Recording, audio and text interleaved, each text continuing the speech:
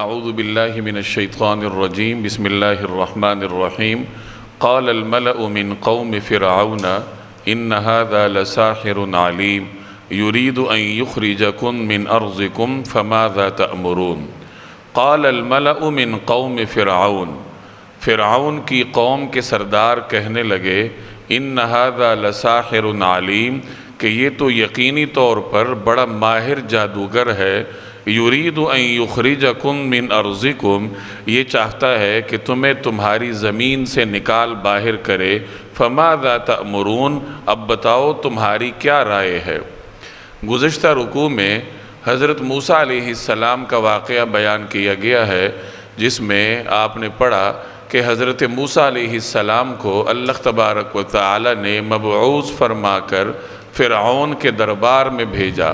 حضرت موسیٰ علیہ السلام کی امت میں دو قسم کے طبقے شامل تھے۔ ایک تو بنی اسرائیل کا خاندان تھا جو سیدنا موسیٰ علیہ السلام ہی کی برادری تھی، دوسرے نمبر پر فرعون اور اس کی قوم تھی۔ ان دونوں کی ہدایت کے لیے اللہ تبارک و تعالی نے سیدنا موسیٰ علیہ السلام کو مبعوث فرمایا تھا۔ سب سے پہلے انہیں یہ حکم ملا کہ آپ کو یہ معجزات دیے جاتے ہیں۔ دو معجزات کا ذکر آپ نے پچھلی دو آیات میں پڑھا کہ حضرت موسیٰ علیہ السلام جب اپنی لاٹھی ڈالتے تھے تو وہ اللہ کے حکم سے بہت بڑا اژدہا بن جاتی تھی، اور جب اپنا ہاتھ باہر نکالتے تھے، بغل سے باہر نکالتے تھے تو وہ سفید ہو کر چمکنے لگتا تھا۔ یہ اللہ کی جانب سے دو نشانیاں تھیں جو نبوت کی علامت کے طور پر حضرت موسیٰ علیہ السلام کو عطا فرمائی گئیں۔ یہ دو نشانیاں دے کر انہیں فرعون کے دربار میں بھیجا گیا کہ فرعون کو جا کر اللہ تبارک و تعالی کی توحید کا درس دیجیے۔ حضرت موسیٰ علیہ السلام فرعون کے دربار میں تشریف لے گئے، وہاں ان کی فرعون کے ساتھ گفتگو ہوئی اور فرعون کو انہوں نے اس کے مطالبے پر معجزات بھی دکھائے جن کا ذکر تفصیل سے پچھلی رکوع میں آپ پڑھ چکے ہیں۔ اب معجزات فرعون اور اس کے حواریوں سرداروں کے سامنے آ گئے تھے۔ انہیں اس بات کا یقین ہو چلا تھا کہ یہ اللہ کے پیغمبر ہیں، لیکن دلیل کا جواب ان کے پاس نہیں تھا۔ اور جیسے یہ چیز آپ کے سامنے بار بار آ رہی ہے کہ جب حق کی دلیل کا جواب باطل کے پاس نہ ہو تو باطل کے پاس پھر ایک ہی ہتھیار رہ جاتا ہے کہ وہ پروپیگنڈے کا سہارا لے اور دھاندلی پر، دھونس پر اور مختلف قسم کے حربوں کے اوپر اتر آئے، پھر یہی کچھ باطل کے پاس رہ جاتا ہے۔ تو اسی طریقہ کار پر عمل کرتے ہوئے فرعون کے جو وزراء تھے، اس کے جو مشیرین تھے، اس کے جو مختلف سردار تھے، وہ آپس میں ایک دوسرے کو کہنے لگے کہ ایسا معلوم ہوتا ہے کہ یہ بہت ماہر جادوگر ہے، کہ انہوں نے جو ہمیں نشانیاں دکھائی ہیں یہ تو ایسا لگتا ہے کہ بہت ماہر جادوگر ہے۔ اور اس کا کام کیا ہے؟ ان کا مقصد کیا ہے؟ ان کا مقصد یہ ہے کہ تمہیں تمہاری زمین سے نکال دے، تمہاری حکومت پر قبضہ کر لے۔ اور اسی طریقے سے مختلف زمانے میں جو باطل کے سرکردہ لوگ ہوتے تھے وہ اپنے متبعین کو ڈرایا کرتے تھے کہ دیکھو یہ جو حق کا علمبردار ہے، اگر تم اس کے پیچھے چلے تو یہ تمہاری حکومت پر قبضہ کر لے گا، تمہاری ریاست پر قبضہ کر لے گا اور تمہیں تمہاری زمین سے نکال باہر کرے گا۔ اس طریقے سے باطل کے جو علمبردار ہوا کرتے تھے وہ اپنے ماننے والوں کو حق کی طرف جانے سے روکتے تھے، انہیں ڈراتے تھے کہ یہ تمہیں گھروں سے نکال دیں گے، یہ تمہیں سرزمین سے نکال دیں گے۔ اور یہی حربہ فرعون کے حواریوں نے بھی اپنایا۔ چنانچہ اسی آیت میں اسی کا ذکر ہے، قال الملأ من قوم فرعون کی قوم کے سردار کہنے لگے، یعنی آپس میں چیمگوئیاں کرنے لگے، ان ھذا لساحر علیم کہ یہ تو بڑا ماہر جادوگر ہے، یریدو یہ چاہتا ہے ان یخرجکم کہ تمہیں نکال دے، من ارضکم تمہاری زمین سے، یعنی تمہاری ریاست پر، تمہاری حکومت پر، تمہارے ملک پر یہ قبضہ کرنا چاہتا ہے۔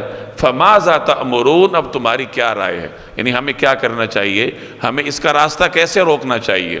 قالوا ارجہ واخاہ وارسل فی المدائن حاشرین، قالوا انہوں نے کہا ارجہ واخاہ، اس کو اور اس کے بھائی کو ذرا مہلت دو، وَأَرْسِلْ فِي الْمَدَائِنِ حَاشِرِينَ اور تمام شہروں میں ہرکارے بھیج دو۔ یأتوکا بکل ساحر علیم، تاکہ وہ تمام ماہر جادوگروں کو جمع کر کے تمہارے پاس لے آئیں۔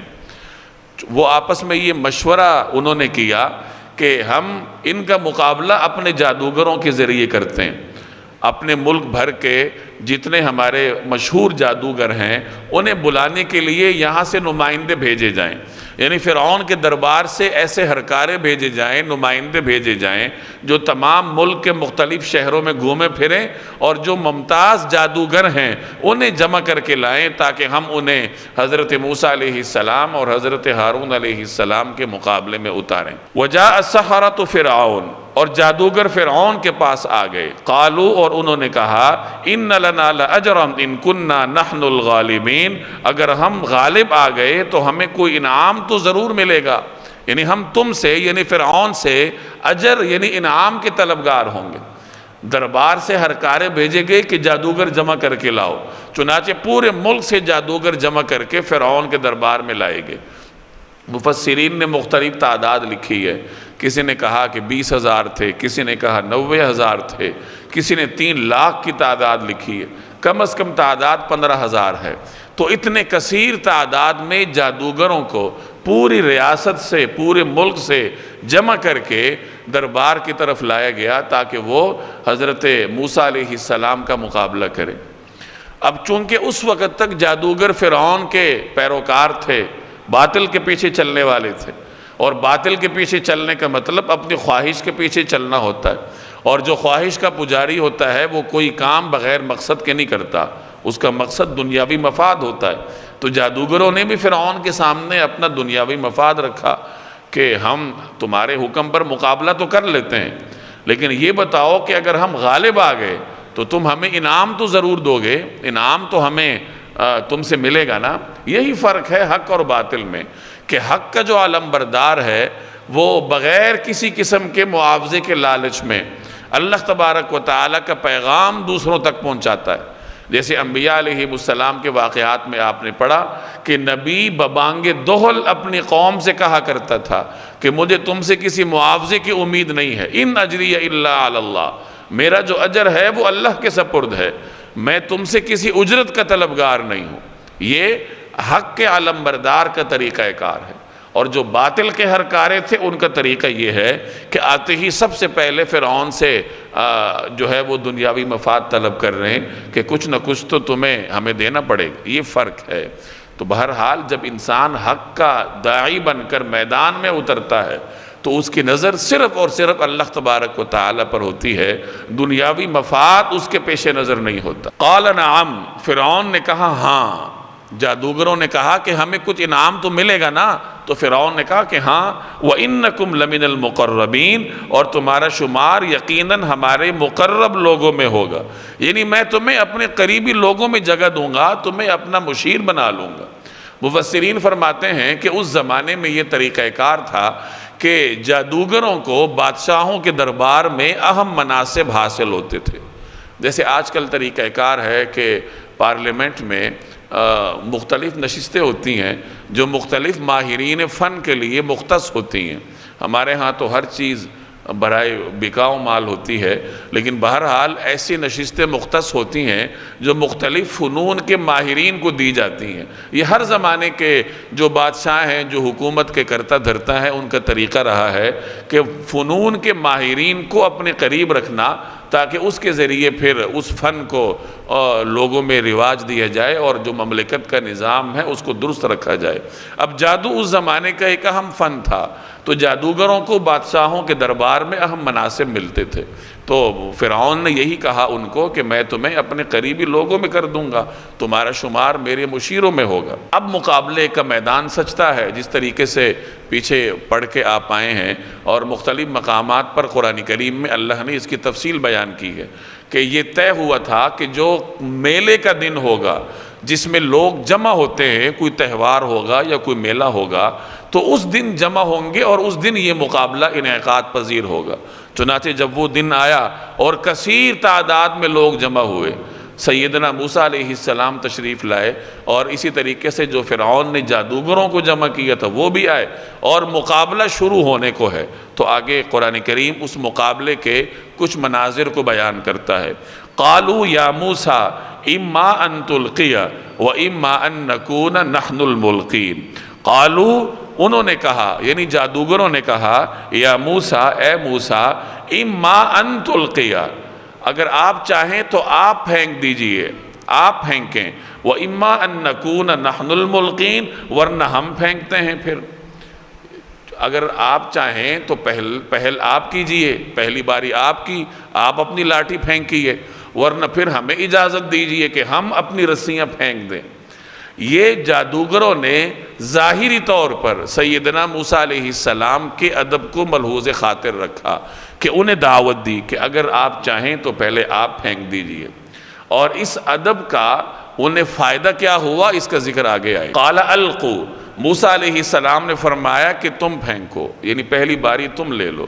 فلما القوا، چنانچہ جب انہوں نے پھینکی، سحروا اعین الناس، تو لوگوں کی آنکھوں پر جادو کر دیا، واسترہبوہم، ان پر دہشت طاری کر دی، وجاءوا بسحر عظیم، اور زبردست جادو کا مظاہرہ کیا۔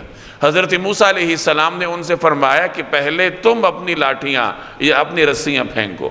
تو جادوگروں کے پاس جو بھی رسیاں تھیں وہ انہوں نے پھینکی، اور چونکہ وہ چنیدہ جادوگر تھے، پورے ملک سے جمع کیے گئے تھے۔ پچھلے درس میں نے عرض کیا تھا کہ اس زمانے میں جادو کا بول بالا تھا، بڑے بڑے جادوگر فرعون کی ریاست میں پائے جاتے تھے، ان تمام جادوگروں میں ان کا انتخاب ہوا تھا۔ تو ظاہر ہے کہ یہ اپنے زمانے کے بڑے بڑے جادوگر تھے، لوگ ان کے فن کا اعتراف کرتے تھے۔ چنانچہ انہوں نے اپنے جادو کا مظاہرہ کیا، اور جو ان کی رسیاں تھیں یا لاٹھیاں تھیں وہ سانپ میں، اژدہوں میں بدل گئیں، لوگوں کی آنکھوں پر جادو کر دیا۔ گویا کہ جادو ایک ایسی چیز ہے جس میں لوگوں کو صرف دھوکہ ہوتا ہے، لوگوں کو نظر آتا ہے کہ ایسے ہو رہا ہے، در حقیقت ویسے نہیں ہوتا۔ جادو ایسے عمل کو کہتے ہیں جس کے اسباب مخفی ہوتے ہیں۔ آپ جو بھی کام کریں گے اس کا کوئی سبب ہوگا، جیسے یہ لائٹ آن ہے تو ہم نے اس کا بٹن دبایا، تو بظاہر اس کا جو سبب ہے وہ بٹن دبانا ہے۔ آپ جو بھی کام کریں گے اس کا کوئی نہ کوئی سبب ہوگا۔ اب اگر یہاں پر اچانک روشنیاں جل جائیں، ہمیں اس کے اسباب معلوم نہ ہو کہ یہ بٹن کہاں سے دبے، یہ کس طرح جل گئیں، تو لوگ خوفزدہ ہو جائیں گے۔ حالانکہ کوئی نہ کوئی سبب تو ہوگا، ممکن ہے کہ باہر سے کسی نے بٹن دبایا ہو۔ تو جس چیز کا سبب مخفی ہو، ہمارے علم میں نہ ہو، تو اس کو جادو سے تعبیر کیا جاتا ہے۔ اور جس چیز کا سبب آپ کی نگاہوں سے مخفی ہو، اچانک آپ کے سامنے ہو جائے، اس کا سبب آپ کو سمجھ میں نہ آئے، تو انسان فطری طور پر خوف میں مبتلا ہو جاتا ہے۔ اب یہاں بھی ایسے ہی تھا کہ وہ جو اژدہے میدان میں دوڑ رہے تھے، ان کا کوئی سبب نہیں تھا جو لوگوں کے سامنے ہو، ظاہری طور پر کوئی سبب نہیں تھا، اس وجہ سے لوگ خوف کا شکار ہو گئے۔ اور یہی جادو کا کمال ہوتا ہے کہ وہ سبب کو لوگوں کی نگاہوں سے مخفی رکھتا ہے، سبب ہوتا ضرور ہے اس کا۔ وَأَوْحَيْنَا إِلَى مُوسَىٰ أَنْ أَلْقِ عَصَاكَ، اور ہم نے موسیٰ علیہ السلام کو وحی کے ذریعے حکم دیا، أَنْ أَلْقِ عَصَاكَ، کہ اپنی عصا، اپنی لاٹھی ڈال دیجئے، فَإِذَا هِيَ تَلْقَفُ، وہ ساری چیزیں نگلنی شروع کر دیں، مَا يَأْفِكُونَ، جو انہوں نے جھوٹ موٹ بنائی تھی۔ یعنی جو جادوگروں نے جادو کے ذریعے لوگوں کی نگاہوں پر سحر کیا تھا، نظر بندی کی تھی، حضرت موسیٰ علیہ السلام کی لاٹھی نے ایک بڑا اژدہا بن کر ان کی وہ ساری جھوٹ موٹ کی چیزوں کو نگلنا شروع کیا۔ مفسرین فرماتے ہیں کہ وہ ایک بڑے اژدہے میں تبدیل ہو گئی وہ لاٹھی، اور اس نے فوراً میدان میں گھوم پھر کر جو جادوگروں کی رسیوں کے ذریعے بنے ہوئے سانپ تھے اس کو نگلنا شروع کر دیا۔ فوقع الحق، چنانچہ حق کھل کر سامنے آ گیا، وَبَطَلَ مَا كَانُوا يَعْمَلُونَ، اور ان کا بنا بنایا کام مل یا میٹ ہو گیا۔ فَغُلِبُوا هُنَالِكَ، اس موقع پر وہ مغلوب ہوئے، وَانْقَلَبُوا صَاغِرِينَ، اور شدید سبکی کی حالت میں پلٹ کر آ گئے، یعنی جادوگر مغلوب ہو گئے۔ حضرت موسیٰ علیہ السلام کے معجزے کے سامنے وہ جو ان کا جادو تھا وہ ختم ہو گیا۔ معجزے کے سامنے جادو کیا بیچتا ہے؟ چنانچہ لمحوں میں ان کا وہ سارا کیا کرایا ختم ہو گیا۔ وَأُلْقِيَ السَّحَرَةُ سَاجِدِينَ، اور اس واقعے نے سارے جادوگروں کو بے ساختہ سجدے میں گرا دیا۔ یعنی جادوگروں کے اندر ضمیر تھا، وہ فن سے واقف تھے، انہوں نے حضرت موسیٰ علیہ السلام کے جو لاٹھی ڈالنے کے اور اس کو اژدہے میں بدلنے کے منظر کو دیکھا تو وہ سمجھ گئے کہ یہ جادو نہیں ہو سکتا. وہ جادو کے فن سے، اس کی باریکیوں سے واقف تھے، تو وہ سمجھ گئے کہ یہ جادو نہیں ہے، یہ اللہ تبارک و تعالیٰ کی جانب سے ہے اور واقعتاً یہ پیغمبر ہے. چنانچہ ان کی ضمیر نے اور اس واقعے سے متاثر ہو کر ان کو سجدے میں گرا دی. یہاں بعض مفسرین نے ایک نقطہ لکھا ہے کہ یہ جو جادوگروں نے ابتدا میں حضرت موسیٰ علیہ السلام کو دعوت دی کہ اگر آپ چاہیں تو پہلے آپ اپنی لاٹھی پھینک دیجئے، تو بہرحال جس درجے میں بھی ہو، لیکن انہوں نے پیغمبر کے ادب و احترام کو کسی نہ کسی درجے میں ملحوظ رکھا. اگرچہ وہ مقابلے پر آئے تھے، وہ یہ بھی تو کر سکتے تھے کہ بدتمیزی کے ساتھ پہلے اپنی لاٹیاں پھینک دیتے، لیکن انہوں نے رکھ رکھاؤ کو ملحوظ خاطر رکھا اور حضرت موسیٰ علیہ السلام کو دعوت دی کہ آپ چاہیں تو پہلے آپ اپنی لاٹھی ڈال دیجئے، اپنا عصا ڈال دیجئے. اللہ تبارک و تعالیٰ کو ان کی یہ ادا پسند آئی ہوگی، چنانچہ اس ادب کی وجہ سے اللہ تبارک و تعالیٰ نے انہیں ایمان کی توفیق دی. یہ بہت باریک نقطہ ہے جو کہ بعض مفسرین نے نقل فرمایا ہے، اور اس میں ہمارے لیے بڑا سبق ہے کہ ادب وہ بنیادی عنصر ہے جو انسان کے ترقی کے لیے راستہ بناتا ہے. جو شخص جتنا با ادب ہوتا ہے، اپنے بڑوں کا، والدین کا، اپنے بڑے بھائی کا، اپنے اساتذہ کا، اسی طریقے سے اپنے مذہبی مقدسات کا، قرآن کریم کا، مساجد کا، ان تمام امور کا جتنا وہ ادب کرے گا، اسی قدر اللہ تبارک و تعالی اسے نمایاں کرے گا اور کامیابیاں اس کے قدم چومیں گی. اور اگر کوئی شخص بے ادب ہو تو چاہے وہ جتنا بھی ذہین ہو، جتنا بھی وہ ماہر فن ہو، لیکن کسی موقع پر جا کر وہ کام سے جاتا رہتا ہے. علماء فرماتے ہیں، اساتذہ یہ تعلیم دیا کرتے ہیں کہ یہ جو آلات علم ہوتے ہیں ان کا بھی ادب کرنا چاہیے. کتابوں کو رکھنے کا ایک خاص قرینہ ہوتا ہے، تو جب بھی کتابوں کو رکھا جائے تو مراتب کا فرق ہونا چاہیے. قرآن کریم سب سے پہلے، سب سے اوپر، اس کے بعد حدیث کی کتاب، اور اس کے بعد پھر اگر کوئی سیرت کی کتاب ہے تو وہ، اس کے بعد اگر کوئی عام تاریخ کی کتاب ہے تو اس کو رکھا جائے. تو یہ ادب کا طریقہ کار ہے. اسی طریقے سے یہ جو ہمارے پاس پینسلیں ہوتی ہیں، قلم ہوتے ہیں، کاغذ ہوتے ہیں، یہ تمام آلات علم ہیں. علم ہے، چاہے وہ کوئی طالب علم اس پہ اسلامیات لکھے یا اس پر انگریزی لکھے، ریاضی لکھے، وہ بہرحال علم ہے. اور جس ذریعے سے وہ علم طالب علم کو ملتا ہے، اس ذریعے کا احترام اس کے اوپر لازم ہے.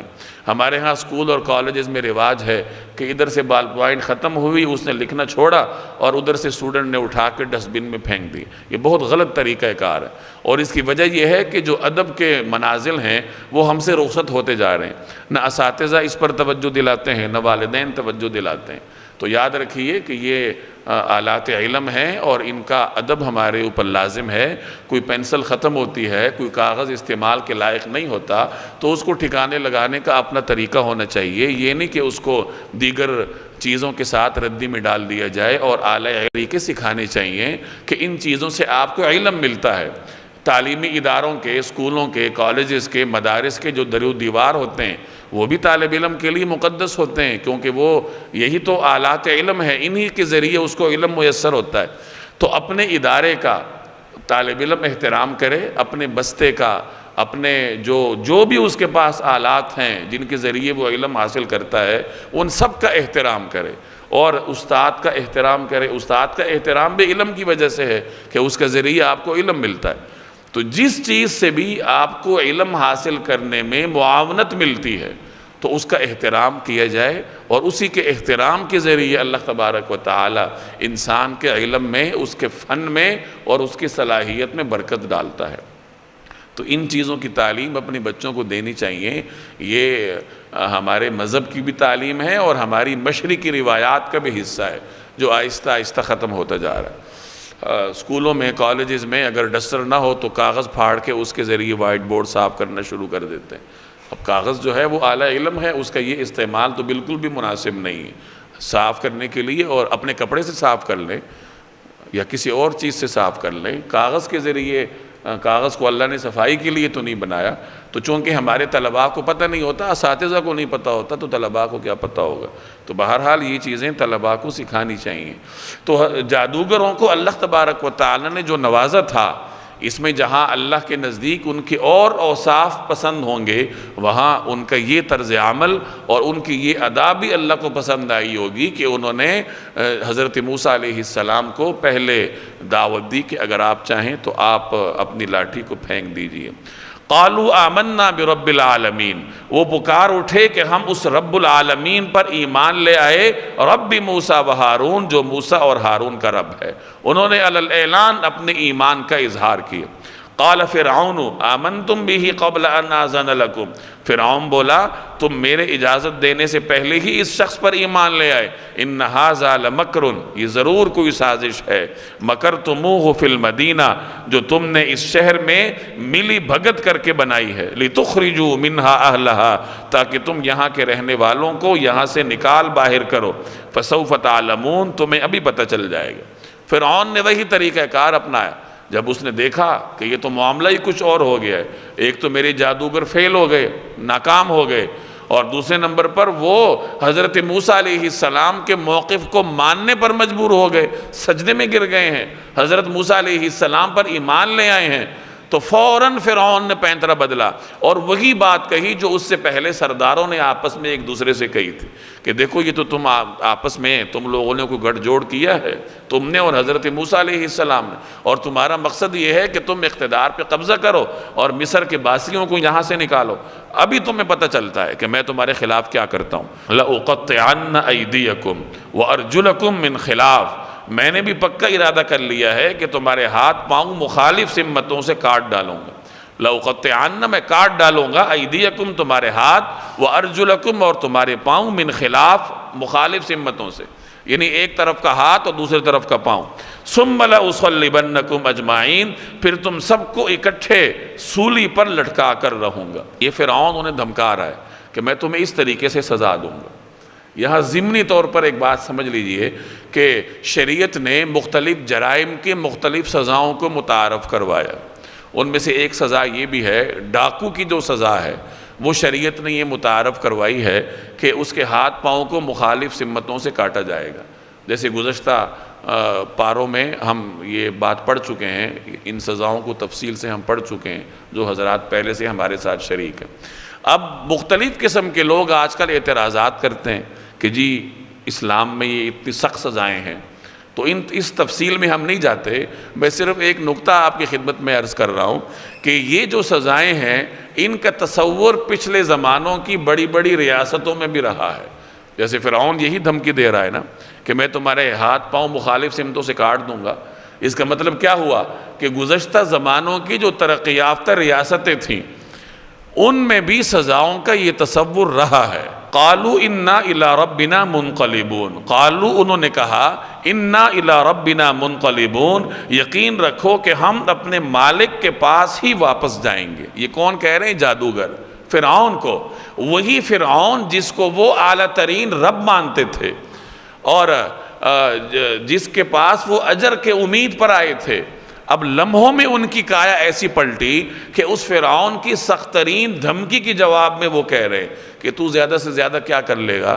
جان لے لے گا نا، تو جان جانے کے بعد کیا ہوگا؟ ہم اپنے رب کے پاس واپس جائیں گے۔ وَمَا تَنْقِمُ مِنَّا، اور تم اس کے سوا ہماری کس بات سے ناراض ہو؟ تم ہماری کس بات سے ناراض ہو؟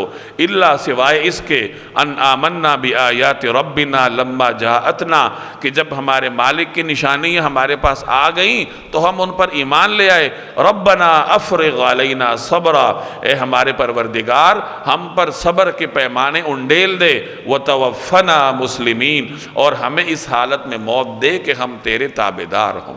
یہ جادوگر کہہ رہے ہیں۔ اب آپ اندازہ لگائیے کہ لمحوں میں ان کی کایا کیسی پلٹی۔ یہ سیدنا موسیٰ علیہ السلام کی نگاہوں کا اعجاز تھا کہ پیغمبر کی نگاہوں کا ایسا اثر ان پر ہوا کہ لمحے بھر میں ان کے دل نے ایمان کی وہ تمام منازل طے کر لیں، ایمان کے اس عروج کی منزل پر پہنچ گئے جس منزل پر انسان برسوں کی ریاضت کے بعد پہنچتا ہے۔ سالہ سال محنت کے بعد انسان ایمان کے استحکام کی جس منزل پر پہنچتا ہے، یہ جادوگر لمحوں میں اس منزل پر پہنچ گئے، اور یہی انبیاء علیہ السلام کی نگاہوں کا اعجاز ہے۔ صحابہ کرام نبی کریم صلی اللہ علیہ وسلم کی صحبت کی برکت سے ان تمام مقامات کو لمحوں میں طے کر لیتے تھے، جن مقامات کو بعد کے صوفیاء حاصل کرنے کے لیے برسوں کی ریاضت کرتے تھے اور اس مقام میں سے کسی ادنی مقام تک پہنچ پاتے تھے۔ تو یہ تو نبی کے نگاہوں میں اللہ تبارک و تعالیٰ نے تاثیر رکھی ہے۔ تو بہرحال ایمان کے ان حلاوتوں کو، ان لذتوں کو اور ان مقامات کو حاصل کرنے کے لیے انسان کو کچھ نہ کچھ تگ و دو کرنی پڑتی ہے، محنت کرنی پڑتی ہے، اپنے دل کی حالات پر، اپنے جو قلبی رجحانات ہیں اس پر غور کرنا پڑتا ہے، اور جس طریقے سے نبی کریم صلی اللہ علیہ وسلم کی تعلیمات ہیں ان تعلیمات پر عمل پیرا ہو کر انسان ایمان کے مختلف درجات کو حاصل کرتا ہے۔ اب جادوگر کہنے لگے یا رب العالمین ہمیں صبر کی توفیق عطا فرما۔ انسان جس حالت کا مقابلہ نہیں کر سکتا تو اس کے مقابلے میں پھر وہ صبر کرتا ہے۔ اب مقابلے میں فرعون کا جبر تھا، اس کا ریاستی جبر تھا، تو جادوگر اس کا مقابلہ تو نہیں کر سکتے تھے، تو انہوں نے اللہ تبارک و تعالی سے صبر کی دعا مانگی کہ یا اللہ ہم پر صبر کے پیمانے انڈیل دیجئے، یعنی ہمیں بھرپور صبر کی توفیق دے، اور ہمیں دنیا میں اس حالت میں اٹھائیے کہ ہم آپ کے تابع فرمان ہوں، ہم آپ پر ایمان لانے والے ہوں، یعنی ہمیں خاتمہ بالخیر کی نعمت سے سرفراز فرمائیے۔ وقال الملأ من قوم فرعون، اور فرعون کی قوم کے سرداروں نے کہا اتذر موسیٰ وقوما، کیا آپ موسیٰ اور اس کی قوم کو کھلا چھوڑ رہے ہیں، لیفسدوا فی الارض، کہ وہ زمین میں فساد مچائیں، ویذرک وآلہتک، اور آپ کے خداؤں کو پس پش ڈال دیں۔ قال، وہ بولا یعنی فرعون، سنقتل ابناءہم، ہم ان کے بیٹوں کو قتل کریں گے، ونستحیی نساءہم، اور ان کی عورتوں کو زندہ رکھیں گے، وإنا فوقہم قاہرون، اور ہمیں ان پر پورا قابو حاصل ہے۔ اب مقابلہ ہوا، مقابلے میں فرعون کو ذلت کا منہ دیکھنا پڑا، جادوگر ایمان لے آئے۔ فرعون نے کہا میں تمہیں سولی پر چڑھا دوں گا، جادوگروں نے کہا جو تم سے ہوتا ہے کر گزرو۔ اب فرعون نے جادوگروں کو سزا دی یا نہیں، اس میں مفسرین کے مختلف اقوال ہیں۔ بعض حضرات فرماتے ہیں کہ جادوگروں کو سزا دے دی تھی، بعض فرماتے ہیں کہ نہیں دے سکا، اور ایک نقطہ نظر یہ ہے کہ جو جادوگروں کے سرکردہ تھے، جو ان کے سردار بڑے جادوگر تھے جو مسلمان ہو گئے تھے، ان کو تو سزا دے دی تھی اور باقیوں کو چھوڑ دیا تھا۔ اور جو بنی اسرائیل تھے اور وہاں مجمع تھا بہت بڑا، ان میں سے اکثر یہ منظر دیکھ کر اکثر بنی اسرائیل حضرت موسیٰ علیہ السلام پر ایمان لے آئے تھے، اور بہرحال ایک فضا بن گئی تھی جو فرعون کے مقابلے میں جا رہی، اس کے مخالف جا رہی تھی۔ تو فرعون ایسی فضا میں حضرت موسیٰ علیہ السلام اور ان کے پیروکاروں کے خلاف کوئی کارروائی نہیں کر سکا، یعنی ان کے خلاف اپنے قانون کو حرکت میں نہ لا سکا۔ تو اس پر جو فرعون کے حواری تھے، جو اس کے درباری تھے، اس کے مختلف سردار، انہوں نے فرعون سے کہا کیا آپ موسیٰ علیہ السلام اور ان کے جو متبعین ہیں ان کے خلاف کوئی کارروائی نہیں کریں گے، ان کو آزاد چھوڑ دیں گے؟ سرداروں کو اپنا خوف تھا کہ اگر موسیٰ علیہ السلام کا پیغام اس ملک میں رواج پا گیا تو ہماری سرداری کہاں جائے گی؟ فرعون کا تو جو بیڑا غرق ہوگا سو ہوگا، ہماری سرداری بھی جائے گی۔ تو انہوں نے فرعون کو ابھارنے کی کوشش کی کہ آپ ان کو ایسے ہی چھوڑ دیں گے، یہ تو نہ آپ کو مانتے ہیں نہ آپ کے خداؤں کو مانتے ہیں۔ مفسرین فرماتے ہیں کہ فرعون ایک تو اپنے آپ کو خدا منواتا تھا، لوگوں سے اپنی ذاتی پوجا کرواتا تھا، اور پھر اس نے لوگوں کو اپنے مجسمے بنا کے دیے ہوئے تھے کہ اس کی عبادت کرو۔ تو سرداروں نے یہی کہا کہ یہ تو نہ تمہیں مانتے ہیں نہ تمہارے جو تم نے لوگوں کے لیے خدا مقرر کیے ہیں نہ ان کو تسلیم کرتے ہیں، تو تم ان کے خلاف کوئی کارروائی نہیں کرو گے۔ تو فرعون نے کہا کہ ہم کارروائی کریں گے، ہم ایسا کریں گے کہ ان کے بیٹوں کو قتل کریں گے اور ان کی عورتوں کو زندہ چھوڑیں گے۔ گویا کہ یہ وہی سزا ہے جو کہ فرعون نے اس وقت دی تھی جب اس کو نجومیوں نے کہا تھا کہ ایک ایسا بچہ پیدا ہونے والا ہے جو کہ تمہاری سلطنت کا اختتام کرے گا۔ جب حضرت موسیٰ علیہ السلام پیدا ہوئے تھے تو اس وقت بھی فرعون یہی کام کر رہا تھا کہ بنی اسرائیل کے بچوں کو، لڑکوں کو تو قتل کر رہا تھا، لڑکیوں کو زندہ چھوڑ رہا تھا۔ اور جب حضرت موسیٰ علیہ السلام نے فرعون کو بھرے میدان میں شکست دے دی تو پھر بھی فرعون نے اسی سزا کو اپنایا کہ ہم اسی طرح کریں گے۔ مفسرین فرماتے ہیں کہ فرعون نے بنی اسرائیل کے 90,000 بچوں کو شہید کیا تھا، اس طریقے سے ظالمانہ طور پر۔ جب اس کو نجومیوں نے کہا تھا کہ بنی اسرائیل میں ایک لڑکا پیدا ہوگا جو تمہاری سلطنت کو ختم کرے گا، تو فرعون نے اس طریقے سے بنی اسرائیل کے بے شمار چھوٹے چھوٹے بچوں کو شہید کیا تھا، تو اب پھر وہ اسی سزا کو دینے کے اوپر آمادہ تھا۔ قال موسیٰ لقومہ، موسیٰ علیہ السلام نے اپنی قوم سے کہا استعینوا باللہ، اللہ سے مدد مانگو، واسبروا، اور صبر سے کام لو، ان الارض للہ، یقین رکھو کہ زمین اللہ کی ہے، یورثھا من یشاء من عبادی، وہ اپنے بندوں میں سے جسے چاہتا ہے اس کا وارث بنا دیتا ہے، والعاقبۃ للمتقین، اور آخری انجام پرہیزگاروں ہی کے حق میں ہوتا ہے۔ اب جب حالات سخت ہوئے، بنی اسرائیل ایک مرتبہ پھر آزمائش کا شکار ہوئے کہ ان کے لڑکوں کو، ان کے جوانوں کو قتل کیا جائے گا، ان کی عورتوں کو زندہ چھوڑا جائے گا، تو ظاہر ہے کہ بنی اسرائیل میں پریشانی کی فضا پیدا ہوئی۔ تو موسیٰ علیہ السلام نے انہیں تسلی دی، اپنی قوم سے فرمایا کہ اللہ سے مدد مانگو اور صبر کرو، اور یہی مومن کا طریقہ کار ہے کہ وہ مشکل حالات میں اللہ کی طرف رجوع کرتا ہے اور پھر صبر کر کے بیٹھ جاتا ہے۔ تو حضرت موسیٰ علیہ السلام نے انہیں صبر کی تلقین کی، اور پھر کسی کی ذہن میں یہ آ سکتا تھا کہ اگر فرعون باطل پر ہے تو اس کے پاس حکومت کیوں ہے، اس کے پاس اقتدار کیوں ہے، تو انہیں تسلی دیتے ہوئے کہا گیا کہ دیکھو یہ زمین تو اللہ کی ہے، وہ جسے چاہتا ہے اس کا وارث بنا دیتا ہے، اس نے آج اگر فرعون کو اس کا وارث بنایا ہے تو یاد رکھو کہ جو آخری انجام ہے وہ ہمیشہ پرہیزگاروں کا ہوتا ہے۔ پر کفر کو، باطل کو اللہ تبارک و تعالی وقتی طور پر کچھ عروج عطا کر دیتا ہے، لیکن وہ وقتی ہوتا ہے۔ جو ہمیشہ کے لیے کامیابیاں ہیں، اخروی کامیابیاں یا دنیا میں جو اچھا انجام ہے، وہ ہمیشہ مومنین کا ہوتا ہے۔ تو فرعون کی جو وقتی طور پر اقتدار ہے، اس سے تمہیں مرعوب ہونے کی ضرورت نہیں ہے۔ اگر تم تقوی دار رہے تو جو آخری انجام اور بہتر انجام ہے وہ صرف اور صرف تمہارے لیے ہوگا۔ تو اس سے ہمارے لیے بھی ایک سبق حاصل ہوتا ہے کہ باطل کے وقتی عروج سے مرعوب نہیں ہونا چاہیے۔ وہ ہماری کچھ کوتاہیاں ہوں گی، ہماری کچھ غلطیاں ہوں گی، جس کے نتیجے میں اللہ تبارک و تعالی نے اس طریقے سے باطل کو حق پر مسلط کیا ہوگا۔ اگر اہل حق صبر کا دامن تھامے رکھیں، اللہ تبارک و تعالی سے رجوع کرتے رہیں، تقوی کا دامن ہاتھ سے نہ جانے دیں، تو انشاءاللہ پھر آخرکار حق کو اللہ تبارک و تعالی باطل پر غلبہ عطا کرتا۔ قالو، انہوں نے کہا بنی اسرائیل نے، اوذینا من قبل ان تأتینا، ہمیں تو آپ کے آنے سے پہلے بھی اذیتیں دی گئیں، وَمِن بَعْدِ مَا جِئْتَنَا، اور آپ کے آنے کے بعد بھی، یعنی آپ سے پہلے بھی ہمیں ستایا جا رہا تھا، ہمارے جوانوں کو، لڑکوں کو قتل کیا جا رہا تھا، عورتوں کو چھوڑا جا رہا تھا، اور اب آپ کے آنے کے بعد بھی ہمارے ساتھ وہی ظلم کا بازار ہمارے ساتھ گرم کیا جا رہا ہے۔ قال، تو موسیٰ علیہ السلام نے کہا، عسیٰ ربکم ان یہلک عدوکم، امید رکھو کہ اللہ تمہارے دشمن کو ہلاک کر دے گا، ویستخلفکم فی الارض، اور تمہیں زمین میں اس کا جانشین بنا دے گا، فینظر کیف تعملون، پھر دیکھے گا کہ تم کیسا کام کرتے ہو۔ یعنی بے صبری سے کام نہ لو، امید رکھو اللہ تبارک و تعالی یقیناً تمہارے دشمن کو ہلاک کرے گا اور زمین کا اقتدار تمہیں نصیب کرے گا، لیکن پھر تم آزمائش میں ہوگے۔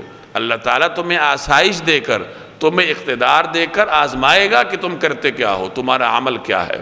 گویا کہ انسان جب حالت مصیبت میں ہوتا ہے پھر بھی وہ آزمائش میں ہوتا ہے، اور جب آسائش میں ہوتا ہے، کامیابیوں میں ہوتا ہے، تو پھر بھی وہ آزمائش میں ہوتا ہے۔ مصیبت میں صبر کا امتحان ہوتا ہے اور آسائش میں شکر کا امتحان ہوتا ہے۔ وَلَقَدْ أَخَذْنَا آلَ فِرْعَوْنَ بِالسِّنِينَ وَنَقْصٍ مِّنَ الثَّمَرَاتِ، اور ہم نے فرعون کے لوگوں کو قحط سالی اور پیداوار کی کمی میں مبتلا کیا، لَعَلَّهُمْ يَذَّكَّرُونَ، تاکہ ان کو تنبیہ ہو۔ پھر اللہ تبارک و تعالی انسان کو مختلف طریقوں سے آزماتا ہے، کبھی اس کو آسائش دے کر اور کبھی پکڑ کے۔ فرعون اور اس کی قوم کو اللہ نے پہلے اقتدار دیا، اس آزمائش میں وہ ناکام ہوئے، اب اللہ تبارک و تعالی نے ان پر مصیبتیں بھیجی، گویا کہ مختلف طریقوں سے انہیں راہ حق کی طرف آنے کے لیے راستہ ہموار کیا جا رہا تھا۔ اقتدار کے آزمائش میں وہ ناکام ہوئے تو اب اللہ نے ان پر مصیبتیں بھیجی، مختلف قسم کی مصیبتوں کا وہ شکار ہوئے۔ چنانچہ ان کے اوپر قحط سالی آئی، قحط سالی کے نتیجے میں ان کو پیداوار میں کمی کا سامنا کرنا پڑا۔ اور یہ آزمائش کیوں آئی؟ لعلہم یذکرون، تاکہ انہیں تنبیہ حاصل ہو، وہ اللہ تبارک و تعالیٰ کی طرف رجوع کرے۔ فَإِذَا جَاءَتْهُمُ الْحَسَنَةُ، نتیجہ یہ ہوا کہ اگر ان پر خوشحالی آتی قالوا، تو وہ کہتے لنا هَذِهِ، یہ تو ہمارا حق تھا۔ وَإِن تُصِبْهُمْ سَيِّئَةٌ، اور اگر ان پر کوئی مصیبت پڑ جاتی يَطَّيَّرُوا بِمُوسَىٰ وَمَن مَّعَهُ، تو اس کو موسیٰ اور ان کے ساتھیوں کی نحوست قرار دیتے۔ یہی طریقہ کار ہے اہل باطل کا، کہ اگر ان کے اوپر کوئی اچھائی آتی ہے، ان کو کسی اچھی حالت کا سامنا کرنا پڑتا ہے، تو وہ کہتے ہیں یہ تو ہمارے قوت بازو کی برکت ہے، یہ تو ہمارے قوت بازو کا نتیجہ ہے، یہ تو ہمارے فن کا، ہماری صلاحیت کا نتیجہ ہے۔ اور جب انہیں پکڑا جاتا ہے تو وہ اس کو اہل حق کی نحوست قرار دیتے ہیں کہ یہ جو نئے دین کے عالم بردار ہیں، یہ ان کی نحوست ہے جو ہمارے اوپر پڑ رہی۔ یہی کام فرعون اور اس کے حواریوں نے بھی کیا۔ الا انما طائرهم عند اللہ، ارے خود ان کی نحوست اللہ کے علم میں تھے۔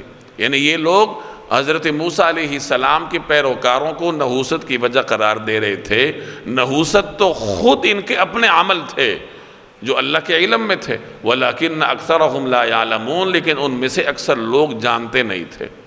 وقالوا مہما تأتنا به من آیت، اور کہتے تھے کہ تم چاہے کیسی ہی نشانی کیوں نہ لے کر آؤ، لِتَسْحَرَنَا بِهَا، ہم پر اپنا جادو چلانے کے لیے، فَمَا نَحْنُ لَكَ بِمُؤْمِنِينَ، ہم تم پر ایمان لانے والے نہیں ہیں۔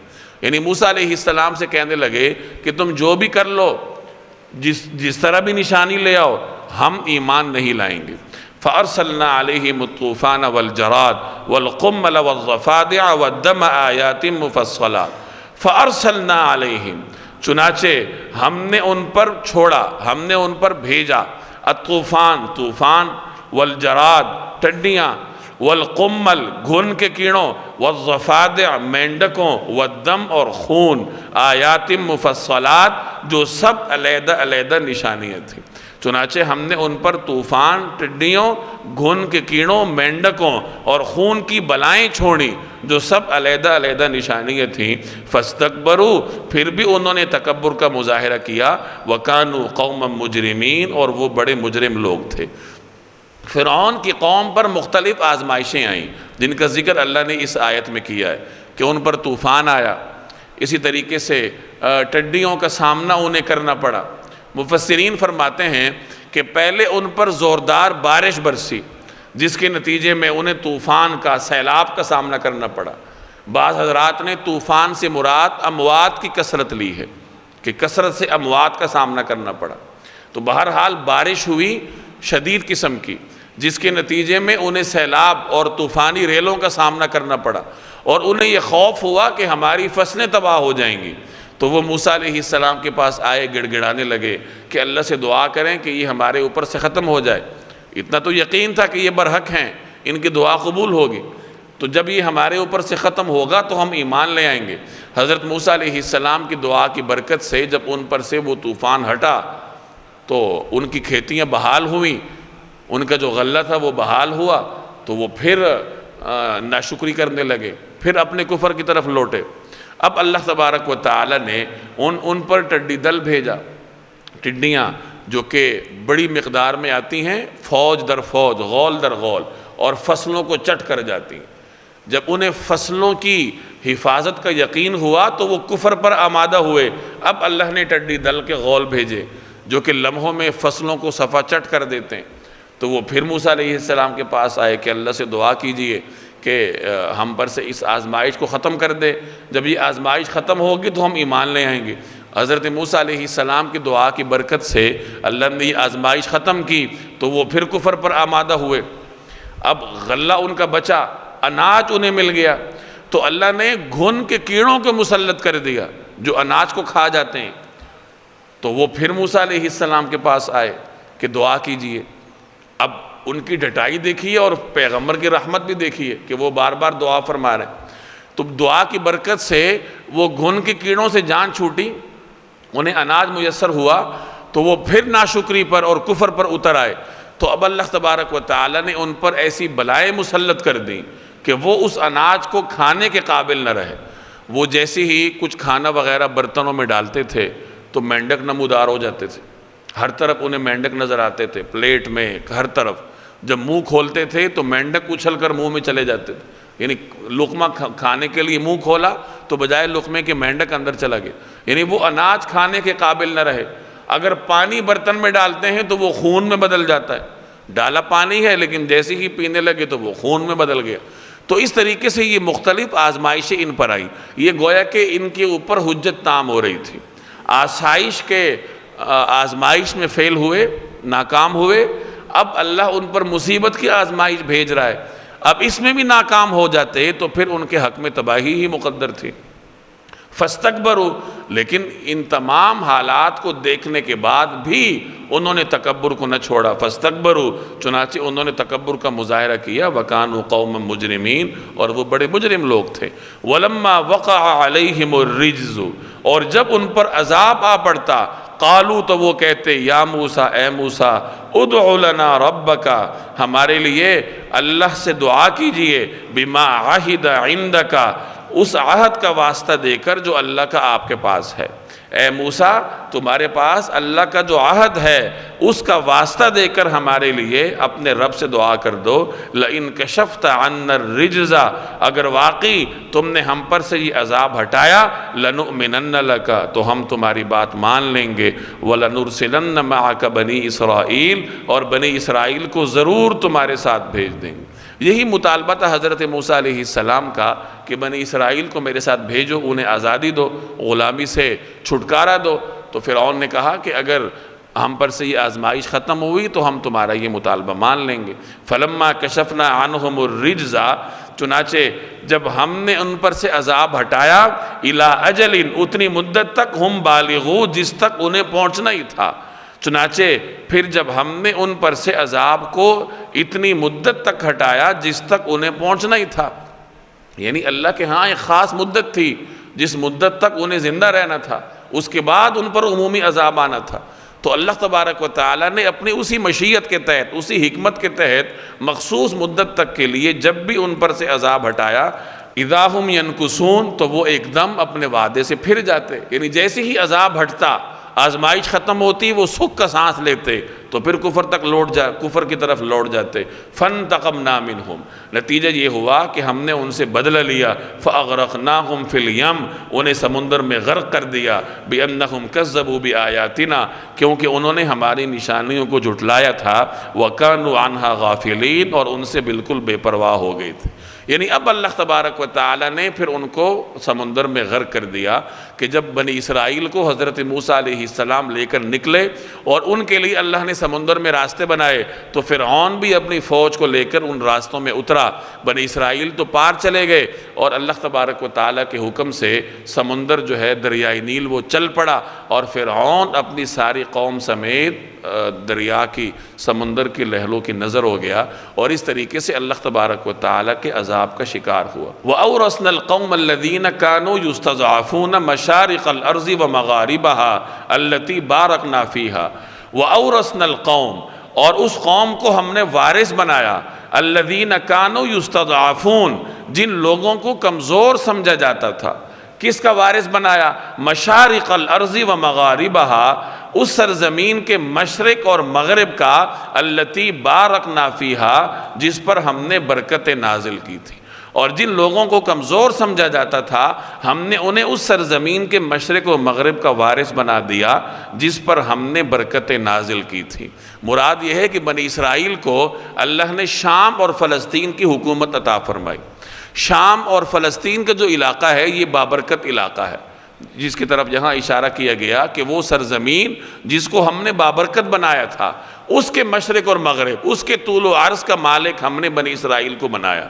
وہی بنی اسرائیل جنہیں مصر میں کمزور سمجھا جاتا تھا، اب اللہ تبارک و تعالی نے انہیں بابرکت سرزمین کا اقتدار نصیب کیا، لیکن یہ اقتدار انہیں فوراً نہیں ملا۔ بنی اسرائیل طویل زمانے تک فرعون کی غلامی میں رہ چکے تھے، تو ان کے اندر کچھ ایسے اوصاف پیدا ہو گئے تھے جن کو ختم کرنا ضروری تھا۔ چنانچہ مفسرین فرماتے ہیں کہ 5 صدی تک، یعنی کوئی 75 برس تک وہ مختلف حالات سے گزرتے رہے، خانہ بدوشوں کی زندگی گزارتے رہے، وادی تیہ میں پھرتے رہے۔ اسی دوران سیدنا موسیٰ علیہ السلام بھی اس دنیا سے پردہ فرما گئے، بعد میں ان کی جانشین حضرت یوشع علیہ السلام بنے، ان کی قیادت میں بنی اسرائیل نے جہاد کیا تو اللہ تبارک و تعالی نے انہیں شام اور فلسطین کی حکومت عطا فرمائی۔ غلامی کی وجہ سے جو ان کے اندر برے اوصاف پیدا ہو گئے تھے وہ اللہ تبارک و تعالی نے اس طویل زمانے میں ان کے اوپر مختلف حالات بھیج کر ختم کیے، ان کے اندر صلاحیت پیدا کی اور اس کے بعد انہیں فلسطین اور شام کی حکومت عطا فرمائی۔ وَتَمَّتْ كَلِمَةُ رَبِّكَ الْحُسْنَى عَلَى بَنِي اسرائیل، اور بنی اسرائیل کے حق میں تمہارے رب کا کلمہ خیر پورا ہوا، بِمَا صَبَرُوا، کیونکہ انہوں نے صبر سے کام لیا تھا۔ وَدَمَّرْنَا مَا كَانَ يَصْنَعُ فِرْعَوْنُ وَقَوْمُهُ وَمَا كَانُوا يَعْرِشُونَ، اور فرعون اور اس کی قوم جو کچھ بناتی چڑھاتی رہی تھی ان سب کو ہم نے ملیے میٹ کر دیا۔ فرعون کی قوم چونکہ ایک بڑی ریاست کی رعایت تھی، یہ ترقی یافتہ قوم تھی، انہوں نے بڑی بڑی عمارتیں بنائی ہوئی تھی اور بڑی کھیتیوں کا انتظام کیا ہوا تھا، تو اللہ تبارک و تعالیٰ نے ان تمام چیزوں کو ختم کر دیا۔ نہ کوئی عمارت فرعون کی قوم کے کام آئی اور نہ ہی کوئی کھیتی ان کے کام آئی۔ یصنع سے مراد اس کی جو عمارات تھیں جو بنائی تھیں، اور یارشون سے مراد یعنی جو چڑھاتی رہی تھی، مطلب جو مختلف بیلیں وہ چڑھاتی رہی تھیں، جو مختلف کھیتوں کا اور پھلوں کا وہ انتظام وہ قوم کرتی رہی تھی، تو یہ سارا انتظام ان کے کسی کام نہ آیا۔ جب اللہ تبارک و تعالیٰ کی پکڑ آئی تو وہ عذاب کا شکار ہوئے۔